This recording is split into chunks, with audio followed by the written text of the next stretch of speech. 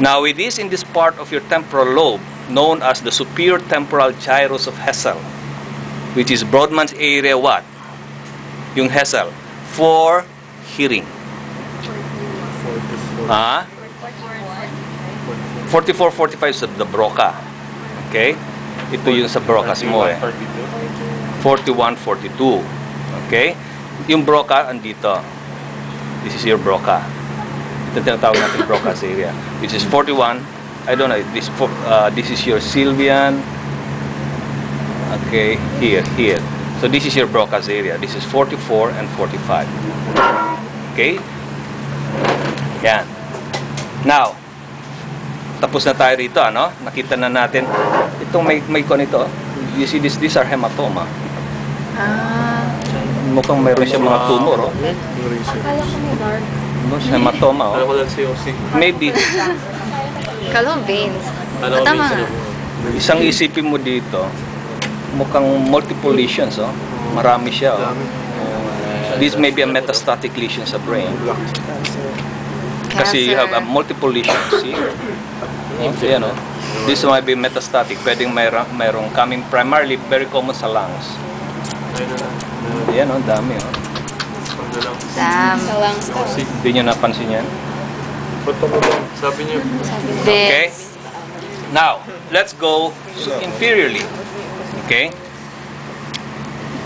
In the inferior surface, you can see there this is the inferior frontal. Okay? Inferior frontal, this is your inferior temporal. Okay? That is the uncus of your temporal lobe. Uncus. Anong nasa loob ng uncus?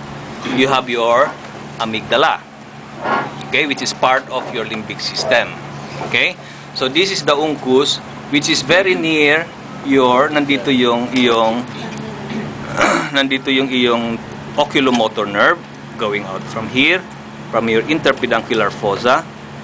So that's why if you have uncal herniation, okay, nag-herniate ito medially, iipitin niya yung oculomotor nerve. So that's the oculomotor nerve that's commonly involved in uncal herniation.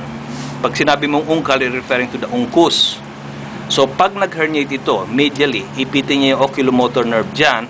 What will you see in the eyes? Anong makikita mo sa mata? Anong makikita mo sa pupil? Hindi yung mata mo. What you Baka see? mag-demonstrate What you see? Paano kung mapapalaki yung pupil ko? You will have a dilated pupil. Okay. Magdadilate yung itim. Okay? So if you have an unequal pupil, one is dilated, the other one is normal, that's what you call anisocoria. Anisocoria. Okay? Ibig sabihin, kung alin ang nag-dilate, doon ang defective, meaning to say, yung oculomotor nerve is compromised, naiipit ng uncus. Okay? Now, Malapit na tayo mag-ubos ng memories. this part is this is now, anong cranial nerve ito? Octave nerve. Tatandaan, nerve. It's not a tract, it's a nerve. This is your optic nerve, and this is your optic chiasm.